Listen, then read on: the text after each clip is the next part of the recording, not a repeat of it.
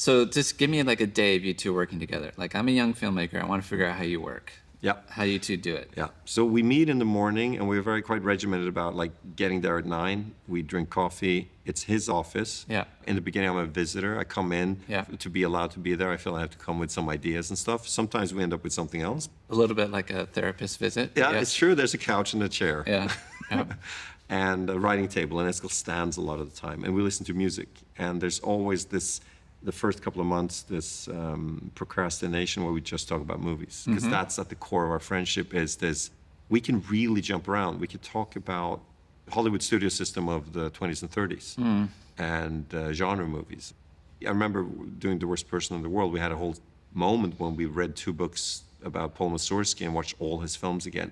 Yeah, we did that in the evenings, and we came in and we talked about the vibe of humanist 70s American cinema through Paul Mussorgsky. I kind of meet him once at the DGA. It was pretty Did you? funny. Yeah. Oh, man. So we will do a lot of that, and then we'll be ashamed. And Eskil is the guy who will say, it's Friday, Joachim, what did we do this week? And I feel terribly ashamed we didn't really do anything productive.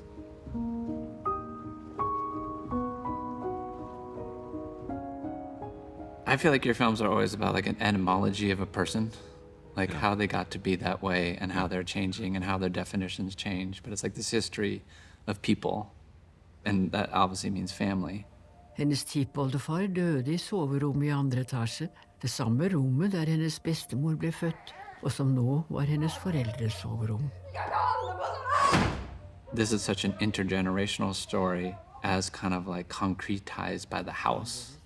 So when did those elements come, or like how House was much later. So what I think is that now we get into an area which is completely blurry to me, is that we just go in there every day. Yeah. And then suddenly we have a lot of scenes and ideas, and the father character came into it, and I want to work with Stellan Skarsgård, Eskil's like, yeah, let's try to get him, and I go to Sweden. I mean, a lot of things happen at once. I don't remember, but at some point we've done like a whole phone book of ideas and scenes. Yeah. And then the best of that, we try to make a story out of. So we started this one in August, late August, and then by October, there was a moment where everything went super quick. It was like 2 hours in a day when I realized the ending of him making that final shot with his daughter and the daughter coming out of that take. Tack. And the father saying, Perfekt. Det var tack, vi går vidare. and that silence between them. And then I started crying. Yeah. And Eskil also was like really moved and said, yeah. And then it's like really intuitive. Once you have the end, it's so great, because then you're like, I just got to get there. Yeah, Like, how do I get from here to there? And then you can start stacking all the ideas and coming up with new ones and doing what I call the hits of the album. You want only hit songs. You want to make, you know, you want to do Quincy Jones. You want Thriller by Michael Jackson. You want like all the tunes are great, you know? So you're kind of thinking of scenes, not necessarily in a linear order. But people think that I am doing all the crazy ideas and Eskil is rationalizing and structuring. Yeah. But we're actually both, at some point, merging into both doing both. Yes. So a part of my vanity wants to emphasize that I'm also actually pretty good at structure. Yeah. And a part of Eskil's vanity is also, fuck it, I come up with some material here, even though certain aspects of certain films people that know us know that, oh, this looks more biographical for Joachim and stuff, but Eskil's still a part of making that, you know? Yeah. And it's very close to his sensitivity as well. Your film is like an experiential essay on how blurry autobiography is, even if it's direct. You have these reiterations, recreations, reinterpretations. I think it's like the silent motor of your plot or structure, you want to call it. How did you get to that? And specifically, like Rachel doing the prayer scene. Someone said praying isn't really talking to God. It's acknowledging the despair. And then Nora doing the prayer scene. Noen sa at det å be ikke å snakke med Gud, men å innse fortvilelsen. And then you see Karen go to her end.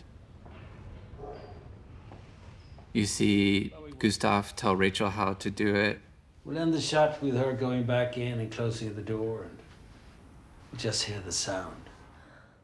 And then you see Nora do it. And that's kind of my favorite part of the film, that thing that you did, that magic trick. So when does that come? It's in other places too, the stove. I love the stove. I feel like it's a portal to like what you're not supposed to hear. So it's kind of like psychoanalysis. It is. And it's also it's the like- child's access to the grown-ups. It's always a child listening, hearing something they can't hear. And it's also like filmmaking, because it's like a black box through which you can get to what you can't get to. Those are the things that I feel both Eskil and I are really interested in and getting better at. Like, we care about tropes and formal repetitional structures and what they can say. And it's kind of nice. Sometimes when we talk in these kind of, so that will mirror that in a nice way. And we both go, exactly. Like that, those are true energies. And how can film, which is actually pure form, like music, how can that somehow create a design to have an insight into the mental space, into the emotional space, into the interior of a family and individual characters? That's the whole thing. And the suicidal primal event that is forever inescapably present and can never be explained. The big mystery of that family trauma, of her choosing herself away from the father. And how that somehow becomes, if you're into ghost stories, the ghost of the family, if you're into psychoanalysis, the inherited grief of the implications of that, and the historical implications of how that arrived in the family.